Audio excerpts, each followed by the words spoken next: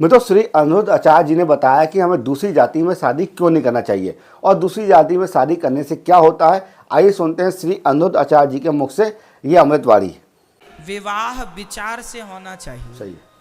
किसी भी लड़की को उठा के ले आए, शादी कर ली। किसी भी लड़के को पसंद करके शादी ना जी। कुल खानदान देख लो, गोत्र देख लो। परफेक्ट। क्यों बताओ, क्या सुअर से कभी शेर पैदा हो सकता है? बोलो। क्या कभी गधे से हाथी पैदा हो सकता है? नहीं। गधे से गधा ही होगा, कुत्ते से कुत्ता ही होगा, हाथी से हाथी ही होगा। आपको पता है? सही। शेरनी यदि चीता से गर्भवती हो जाए तो संतान कौन सी होगी?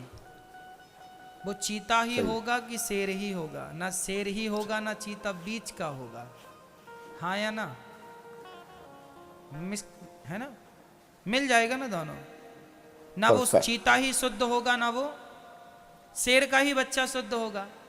इसलिए जब इन जानवरों की प्रजातियों में भी ये देखा जाता है कि शेरनी को शेर ही चाहिए, चीता की पत्नी को चीता ही चाहिए, यहां वहां ना हो जाए, नहीं तो आगे की संतान पीढ़ी बिगड़ जाएगी।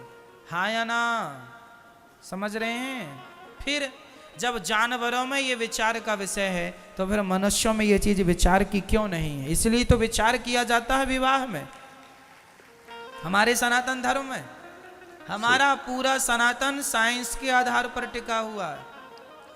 हर चीज हमारे यहां समगोत्र में विवाह नहीं होता। समगोत्र में, समगोत्र लड़की का भी कश्यप है और लड़के का भी कश्यप, तो विवाह नहीं होता।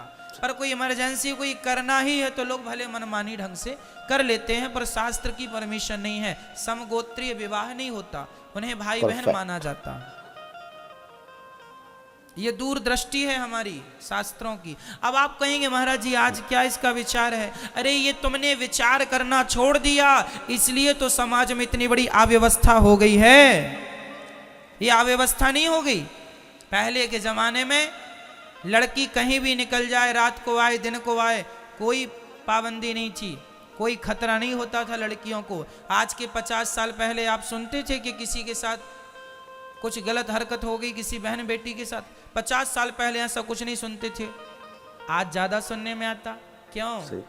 क्योंकि आप लोग अब बोलते ना महाराज जी इन बातों में क्या रखा है, अब जो पसंद आए लड़की कर लो विवाह। ना जी, तुम्हारा विचार समाप्त हो गया, इसलिए तो ये सिस्टम मर्यादाएं बिगड़ गई। सही है। जैसी माँ बाप की मानसिकता होगी उसी मानसिकता की संतान पैदा होगी। माँ बाप जितने शुद्ध होंगे, जितने पवित्र होंगे, उतनी पवित्र सोच वाली संतान प्राप्त होगी। इसलिए माँ बाप की सोच, माँ बाप के संस्कार संतान पर बहुत बड़ा प्रभाव छोड़ते हैं। कई बार तो डॉक्टर कहता है क्यों जी ये बीमारी आपके पिता को तो नहीं है? डॉक्टर कहता है, पूछता है कि नहीं? कई बीमारियां ऐसी होती हैं जो बाप दादों से चल रही हैं। बाप को थी तो बेटे को भी हुई और बेटों को थी तो फिर उसके बेटे को हुई। हाँ या ना? ऐसी बीमारियां होती हैं कुछ जो संतान बाप दादों से चली आ रही हैं। यदि बीमारी, कान खोल के सुनना, यदि बीमारी बाप दादों से होती हुई बच्चों तक पहुंच जाती है तो बाप दादों के संस्कार क्या आने वाली पीढ़ी को नहीं मिलेंगे? संस्कार भी खून में होते हैं। इसलिए बीमारी आ सकती है बाप की बेटे में जन्मजात, जन्म से। तो जन्म से बाप का संस्कार क्यों नहीं आएगा बेटे के अंदर? आएगा। इसलिए संस्कार, शराबी हो तो तुम्हारे बच्चे के भी शराब पीने की संभावनाएं ज्यादा है। गंजेड़ी हो तो तुम्हारी औलाद भी गंजेड़ी बन सकती है, क्योंकि उसके खून में गांजा है, उसके ब्लड में अब शराब है। इसलिए कुछ नहीं बिगड़ा अभी भी। ये लिंक तोड़ दीजिए, कट कर दीजिए। गलत रास्ते पर हैं, सही पर आ जाइए। नहीं, आने वाली संतान पर इसका बहुत बुरा प्रभाव पड़ने वाला है। मेरी मां, नहीं सुधार सकते आप। हम इन बातों पे आपको इसलिए बार बार समझाते हैं ताकि आप समझ लें और आने वाली पीढ़ी सही मार्ग पर चले। इसलिए वर्ण संकरता फैल गई है। आपको पता है, वर्ण संकरता फैल गई है। कोई भी लड़की है, कोई भी लड़का है, जो मनाया शादी कर ली, जहां मनाया विवाह कर लिया, बच्चे पैदा। क्या होगा? हिंदू लड़की और मुसलमान लड़का, अब तुम्हारा बच्चा पैदा होगा तो वो क्या होगा? बोलो। अब कोई हिंदू लड़की मुसलमान लड़के से विवाह कर ले तो जो औलाद होगी वो हिंदू होगी कि मुसलमान होगी?